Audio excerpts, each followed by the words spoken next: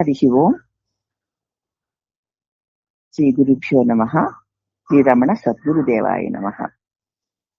ఫిబ్రవరి 21వ తారీఖు 1938.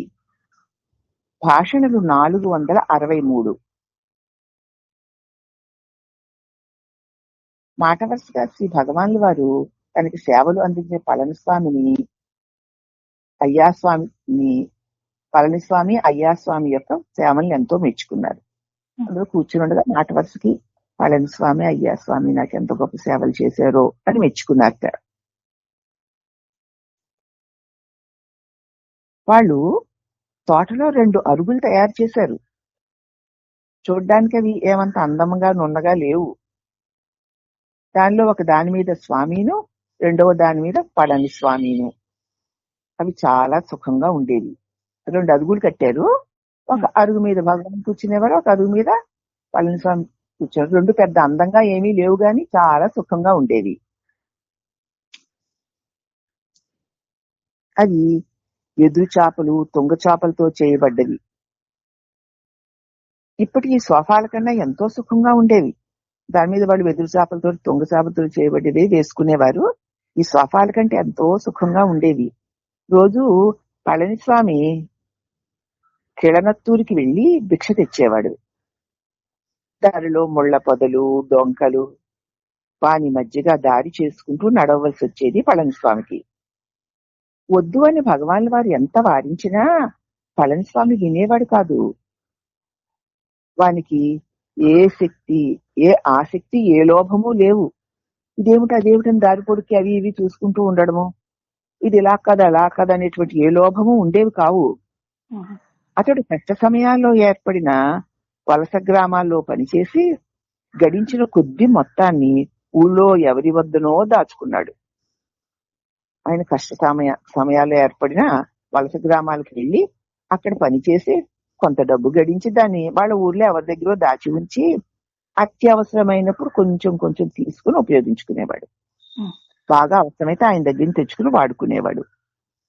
వాని సొంత ఊరిలోనే ఏదో జీవనోపాధి కల్పించారు కానీ దాన్ని త్రోసేసి భగవాన్తోనే చివరి వరకు ఉండిపోయాడు పళనిస్వామి. ఇక్కడే ఉండవయ్యా, ఎక్కడికో ఆశ్రమానికి వెళ్ళడం ఎందుకు, మేము నిన్ను సేవించుకుంటాంలే, ఇక్కడే చిన్న గుడిసె వేసుకుని దానిలో ఉండు అని ఆ ఊరు వాళ్ళందరూ అడిగారు ఆయన్ని. అయినా సరే ఏదో ఒక జీవనోపాధి కూడా కల్పించారు. కానీ దాన్ని కూడా త్రోసేసి భగవాన్తోనే చివరి వరకు ఉండిపోయాడు పళనిస్వామి.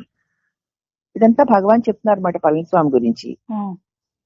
ఈ అయ్యాస్వామి దక్షిణాఫ్రికాలో ఒక యూరోపియన్ వద్ద పనిచేశాడు. మంచి శుభ్రత, చురుకుదనము, సామర్థ్యము కలిగి ఉంటాడు ఈయన. ఏకకాలంలో 10 ఆశ్రమాలు నిర్వహించగలిగినంత దిట్ట కూడాను. ఒకే కాలంలో 10 ఆశ్రమాలు చక్కగా నిర్వహించగలిగిన సామర్థ్యం కలిగి ఉంటాడు. పళనిస్వామి వలె అతనికి లోభమోహాలు లేవు. ఆయనకు కూడా లోభము మోహము లేదు. పళనిస్వామి కంటే ఎక్కువ సమర్థుడు అయ్యాస్వామి. పళని కంటే కూడా ఎక్కువ సమర్థుడు. పళనిస్వామికి ఎంతో విశ్వాసపాత్రుడు కూడా. ఆయన పట్ల ఎంతో ప్రేమ కలిగేవాడు. భగవాన్ లాగే పళనిస్వామి అన్నా కూడా అయ్యాస్వామికి ఎంతో విశ్వాసం ఉండేది, ఎంతో ప్రేమ కలిగేవాడు కూడాను. అయితే భగవాన్ విరూపాక్ష గుహలో ఉండగా మొదట వచ్చిన అన్నామలై ఆ మీద అతడు కోవెలూరు వెళ్లి తమిళ శాస్త్ర గ్రంథాలు చదివాడు.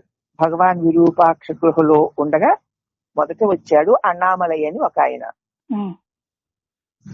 ఆ తర్వాత అతడు కోవెలూరు వెళ్లి తమిళ శాస్త్ర గ్రంథాలు చదివాడు.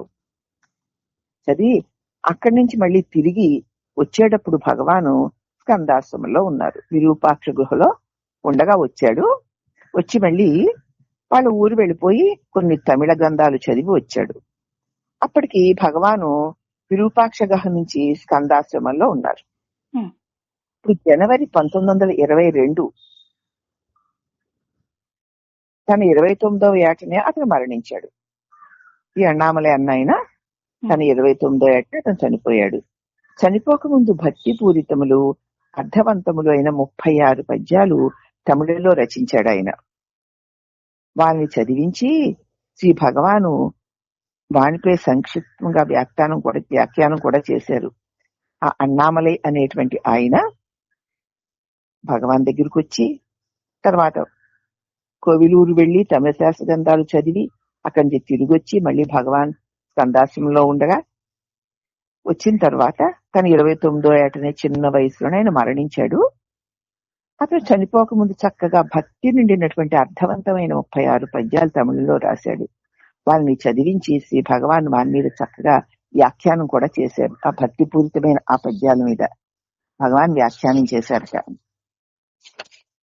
అప్పుడు భగవాన్ ప్రతి భక్తుని యొక్క మానసిక స్థితిని, అతని హృదయంలో ఉన్న భక్తిని, వారికి ఉన్న ఆర్తిని గమనించి ఎవరెవరికి ఏది ఏది ఎలా చెప్పాలో అలా చెప్పి వారిని సంతృప్తి పరిచి వారికి చక్కటి ఆశయాన్ని ఆనందాన్ని కలిగించి దుఃఖరహిత స్థితిని పొందడానికి కావలసినటువంటి సులభమైన ఉపాయాలు కూడా భగవాన్ మనకి అందించారు. అలాగే ఆయన్ని ఆశ్రయించిన భక్తుల్ని ఎవ్వరినీ భగవాన్ మర్చిపోలేదు. అందరి గురించి స్మరిస్తూ వారిలో ఉన్న గొప్పతనాలని మళ్లీ మళ్లీ మననం చేస్తూ మిగతా వారికి కూడా తెలియచెప్తూ ఉండేవారు.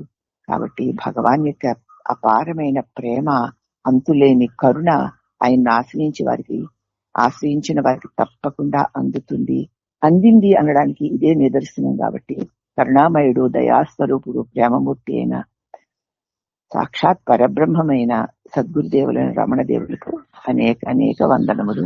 హరి ఓం నమః.